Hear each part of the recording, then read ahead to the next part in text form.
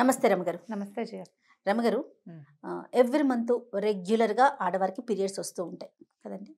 అవి సహజంగా జరిగిపోతూ ఉంటాయి. కానీ కొన్ని కొన్ని అనుమానాలండి, భయాలు, అనుమానాలు, ఏం చేయాలి ఏం చేయకూడదు, రకరకాల సందేహాలు మనకే కామెంట్స్లో ఎన్ని వచ్చినాయంటే, మొన్న వినాయక చవితి పండుగ రోజు నాకు పీరియడ్ ఉంటే అయిపోయిన తర్వాత రోజులు లెక్క పెట్టుకొని 5 రోజుల తర్వాత మళ్ళీ చేసుకోవచ్చా? ఎందుకంటే 11 రోజులు స్వామివారిని ఉంచుకుంటారు కదా, లేదా 5 రోజులు ఉంచుకుంటారు కదా అనేది ఒక ప్రశ్న. తర్వాత పీరియడ్స్ టైంలో ఒకవేళ ఇంట్లో ఏదైనా శుభకార్యాలు, మంచి పనులు జరుగుతూ ఉంటే, ఇంట్లో ఎవరికో మెయిన్ పర్సన్కి పీరియడ్ వచ్చింది అనుకోండి, అప్పుడు ఏం చేయాలి? దానివల్ల ఇంటి మొత్తానికి ఏమైనా నష్టం జరుగుతుందా? ఇదొకటి. ఇంకొక క్రేజీ డౌట్ చెప్తానండి, నాకైతే నిజంగా అలాగే అనిపించింది రామగారు. పీరియడ్ వచ్చినప్పుడు ఇంట్లో నేను పూజ చేసుకోలేను కాబట్టి, నా బదులు మా అక్కనో, మా చెల్లినో, మా తోడు కోడలనో ఎవరో ఒకరితో మా ఇంట్లో నేను ఆ పర్సన్ని కూర్చోబెట్టి పూజ చేయించుకోవచ్చా? తాకట్టులో ఉన్న బంగారాన్ని విడిపించి ఆ రోజు ఆన్లైన్ రేటుకే మేము కొంటాం. Sharma gold company. ఇన్ని అనుమానాలు ఉన్నాయి రామగారు. జనరల్గా జయ, పీరియడ్స్ మీద ఎటువంటి ఇవి లేకుండా ఫ్రీగా తిరుగుతూ అన్ని చోట్లకి వెళ్తూ అన్నీ చేసేస్తూ ఎగిరి గంతేసి దూకేసి అన్నీ చేసేయచ్చు, అలాంటిది ఏమీ లేదు.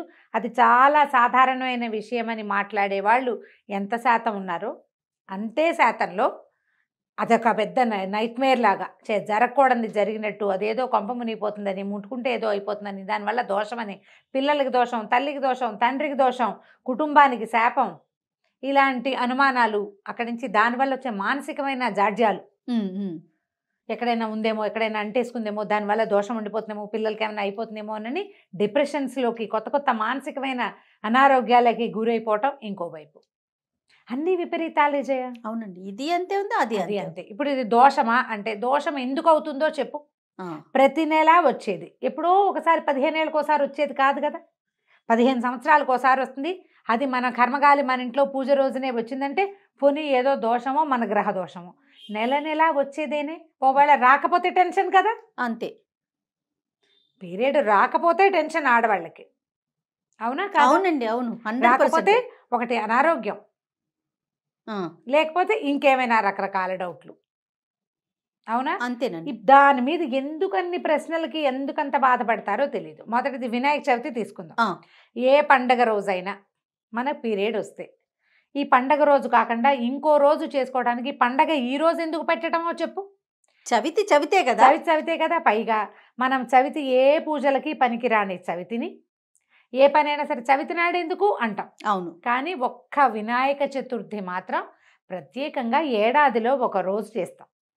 ఈ రోజు చేయకపోతే దీని తర్వాత 5 రోజుల తర్వాత నేను చేస్తానంటే ఇంకా చవితి ఏముంది, దాని ప్రాశస్త్యం ఏముంది, ఆ తిథి నాడు ఉండేటువంటి ఖగోళంలో ఉండేటువంటి ఈ రకరకాల గ్రహాల మేళవింపేముంది, ఏమీ లేదు. నేను కూడా ఒక 2-3కి ఫోన్ ఆన్సర్ చేశాను రమ్మగారు, ఇదే ప్రశ్న. చవితి రోజు మాకు చేయకూడదు ఆ రోజు, సో మేము తర్వాత చేసుకోవచ్చు అంటారు. ఒక శుక్రవారం కాకపోతే ఇంకొక శుక్రవారం చేసుకుంటాం. పండుగను ఎలా మార్చుకుంటామండి? ఎలా మారుస్తారు? కాబట్టి పండగ నాడు చేయలేదు తర్వాత చేసుకోవచ్చా?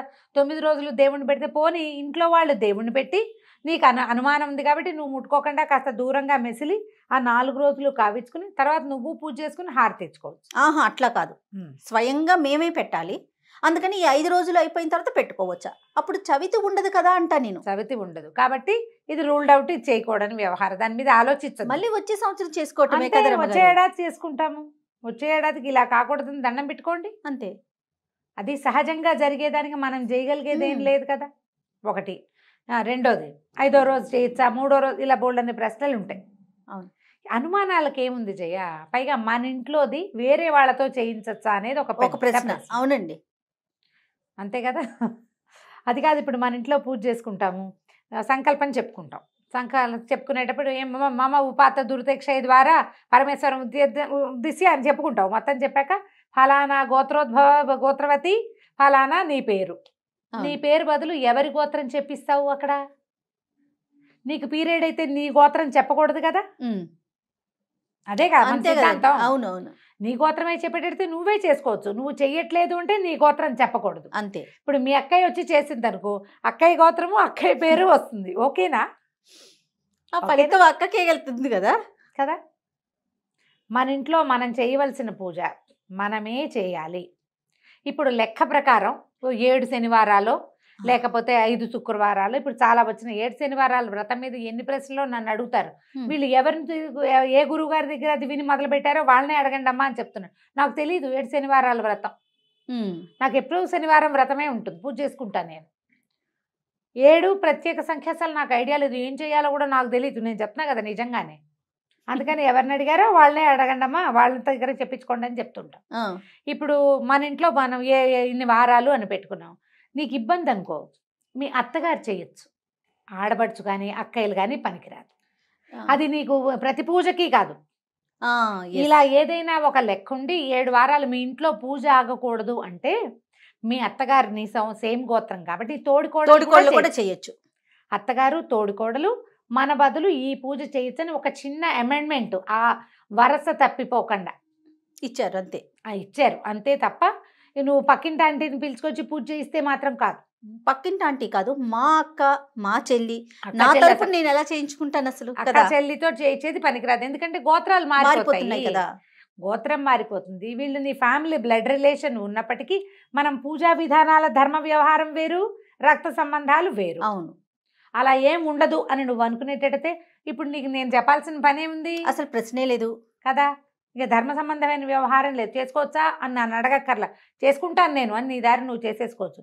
ఫలితం లభించింది ఏందో నీకు లభించేది మీ ఇల్లు కాబట్టి నీకు కొంత, పూజ చేసింది కాబట్టి అక్క కొంత, అలా ఏదైనా లభించచ్చేమో, కానీ ధర్మశాస్త్రంలో అట్లా చెప్పబడదు. ఓకే. తర్వాత ఇంట్లో ఏదైనా శుభకార్యం జరుగుతున్నప్పుడు అనుకోకుండా ఇంట్లో ఉన్న వారికి ఎవరికైనా పీరియడ్స్ వచ్చినాయి అనుకుందాం, అప్పుడు పరిస్థితి ఏంటండి? ఏముంది, వాళ్ళని తీసి పక్కన పెడతారు. పక్కన పెట్టుకుని మిగతా కార్యక్రమాలు చేసుకోవచ్చు. వాళ్ళకి దోషమే ఉండదమ్మా. దోషం ఏమిటి? ఇప్పుడు అదే నేను చెప్తున్నానా, ఎప్పుడో ఒకసారి జరగవలసింది హఠాత్తుగా జరిగిపోతే గ్రహణం దోషం అంటాం. గ్రహణం కూడా కాదు, ఖగోళ శాస్త్రం ప్రకారం అది జరగవలసిన క్రియలు జరుగుతూ ఉంటాయి. గ్రహణాలే దోషాలు కావని చెప్తున్నారు. ఇది ఇప్పుడు నిత్యము జరగవలసిన తంతు కదమ్మా. ఒక 10 ఏళ్ళో 11 ఏటో 12 ఏటో మొదలయ్యి 50 ఏళ్ళు వచ్చేదాకా జరగవలసింది. అవును, ఈ మధ్యలో ప్రధానమైంది ఇది మనిషి పుట్టుకకి కారణమైంది. ఇందులో అసఖ్యము, దోషము, ఇంకా ఏమిటో పాపం, పంకిలం అలాంటివి ఏం లేవు. అదేం కాదు, అంత అలా ఆలోచించకూడదు అసలు. ఇంకొకటి కూడా ఉంది రమ్మగారు. ఆలయ దర్శనానికి వెళ్ళాము, ఆలయంలో ఉండగానే పీరియడ్స్ వచ్చినాయి, అప్పుడు అలాంటప్పుడు ఏం చేయాలండి? బయటకు వచ్చేయటమే ఇంకంతే. ఇక రెండో దారి ఏమిటి? అక్కడ ఏం చెయ్యాలి అంటే అక్కడ కూర్చొని ఏడుస్తామా? అక్కడ అంటే అది మనకి తప్పు అన్న భావన కలుగుతుంది కదా. మరి నువ్వు ఏదైనా ఒకవేళ నీకు దేవాలయంలో అయిందంటే దేవాలయం ప్రక్షాళన చేయడానికి కావాల్సిన డబ్బు ఏదో కట్టి చేయొచ్చు, నీకు అంత అలాంటిది ఉంటే. లేకపోతే నీ తప్పు లేకుండా నువ్వు బయటకు వచ్చి అవుతుంది. క్షేత్రానికి వెళ్తాం, తిరుమల వెళ్తాం, పీరియడ్స్ వస్తుంది, అయ్యో క్షేత్రం ఏమీ అయిపోదు, నీ దారి నువ్వు దిగొచ్చేయి. మిగిలిన వాళ్ళని ముట్టుకోకు, ఆ దర్శనానికి వెళ్ళే వాళ్ళని ముట్టుకోకుండా ఉండు. తిరుమల కొండ మీద నివసించే వాళ్ళు లేరా? ఉన్నారా? వాళ్ళెవరికి నెలలు రావా? వాళ్ళెవరికి గర్భధారణ ఉండదా? సంతానం ఉండరా? ఉంటారుగా. అంటే వాళ్ళు కొండ మీద ఉన్నప్పుడు పీరియడ్ వస్తే ఏం చేస్తున్నారు? ఆలయం లోపల. నా ప్రశ్న, లోపల అంతే, బయటకు వచ్చేసేటమే, వెంటనే బయటకు వస్తే సరిపోతుంది. అలాంటి సందర్భాలు అందరికీ ఏదో ఒకసారి జీవితంలో ఎదురవుతాయి జయ. అవును, ఏం చేయాలో తెలియదు, బయటకు వచ్చేయటమే. ఒకలాంటి అంటే అయ్యో ఏంటి ఇట్లా జరిగింది అని అనిపిస్తుంది, కానీ మన తప్పు లేకుండా జరిగేది కదా. మన సహజంగా జరిగేదానికి మనం చేయగలిగేది ఏముంది? వాంటెడ్లీ చెయ్యం కదా, ఒక్కొక్కసారి అట్లా జరిగిపోతాయి. ఇక ఆ తప్పు దోషం అని మీరు భావించేటట్టే ఇది ఎవరికైనా చెప్తే అది దోషం అని, దానివల్లే ఆ తర్వాత మీరు కింద పడినా దానివల్లే, మీకు జ్వరం వచ్చినా దానివల్లే, మీ ఇంట్లో ఏదైనా జరిగినా దానివల్లే అలా అవుతుంది. అయితే చాలా కాలం క్రితం బందర్లో ఎవరు చెప్పారో ఇప్పుడు బాగా గుర్తు రావటం లేదు నాకు, ఒక సందర్భంలో ఇలాంటి దోషాలు, బహిష్టు దోషాలకి నివృత్తి ఏంటంటే ఎక్కడైనా దుర్గాదేవి దేవాలయంలో బాగా ఎర్రటి వస్త్రాలు, గాజులు, కుంకుమ, మందార పువ్వులు ఇస్తే కనుక ఆ దోష నివృత్తి అవుతుందని చెప్పారు. చాలా సంవత్సరాలు అయిపోయింది, మనుషులు జ్ఞాపకం లేదు నాకు, ఇలా ఉంది. అందుకని ఈ బాగా ఏజ్ వచ్చాక కూడా ఇంకా మెనోపాజ్ రాని వాళ్ళు ఉంటారు కదా, వాళ్ళని కూడా అట్లా ఇవ్వమంటారు. మెనోపాజ్తో బాధపడుతుంటారు, పీరియడ్స్ ఆగవు. ఓకే, అప్పుడు మన బెజవాడ దుర్గాదేవికి చాలా మంది ఇస్తారు అట్లా, అన్నీ ఎరుపే, పసుపు ఇవ్వరు. ఓకే, కుంకుమ, ఎర్రటి గాజులు, మందార పువ్వులు దీనికి శ్రేష్టం అన్నమాట. ఒకవేళ అలాంటి దోషం మీ వల్ల జరిగింది అని అనిపిస్తే కనుక, మీది అదే అట్లా జరిగిపోయింది, మీ వల్ల కాదు, ప్రకృతి సహజంగా జరిగింది, అది మీకు తప్పుగా అనిపిస్తుంటే ఇలా చేయండి పరిహారం. ప్రధానమైనది ఏంటంటే ఇలాంటివి డిస్కస్ చేయకూడదు, ప్రతిదీ దానివల్లే అని కనెక్ట్ చేసుకోకూడదు. ఇందులో మన తప్పేం లేదు, సహజంగా జరిగేది. అవును. మనం ఈ సహజంగా జరిగే క్రియలో మనం కూడా ఉన్నాం కాబట్టి మన దోషాన్ని మనం పోగొట్టుకోవడానికి ఇలా ఏదైనా ఒక పరిహారం చేసుకుని నమస్కారం చేసుకోవాలి. తల్లికి తెలియంది ఏదైనా ఉంటుందా జయ? బాగా చెప్పారు కదా. అంతే. ఎందుకు ఆ భయం? భయపడి అనవసరంగా అనారోగ్యాలు కొని తెచ్చుకుంటారు కదా ఈ పిచ్చి పిచ్చి అనుమానాలతోటి. భయపడటాలు, స్ప్రెడ్ చేయటాలు, పిల్లల్ని భయపెట్టేటాలు అదే కదండి. పిల్లలేంటి పెద్దవాళ్ళని కూడా భయపెడతారు.